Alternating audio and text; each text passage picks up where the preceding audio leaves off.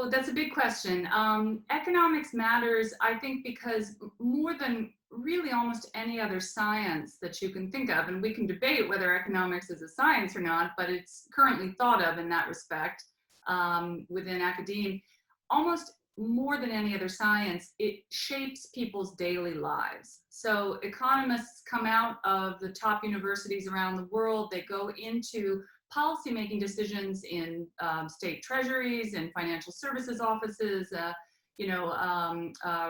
running policy really for nations, and they make decisions about how markets run, how we get to bank, how we get to shop, how our children receive their education, how countries develop their healthcare systems, how we think about climate change.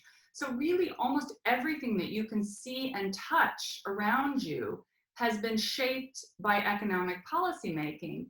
And it's really interesting though, because one of the things that has always fascinated me is that given how much influence the economics profession has on daily lives, not many economists actually spend that much time thinking about daily life as much as you would think. Now, there are of course exceptions to that rule, but I had a very interesting conversation once with Joseph Stiglitz, the Nobel laureate, who's a great friend and mentor of mine.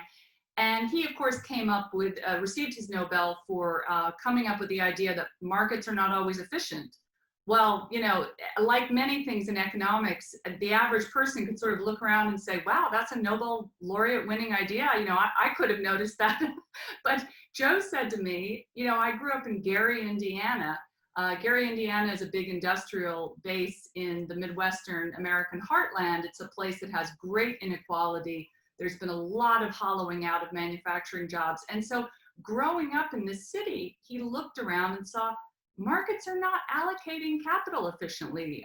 We're not seeing savers funnel their savings to productive uses in the real economy. There's an imbalance here. So, I think we are at a tipping point where I expect that economics will continue to be extremely important to the lives of real people.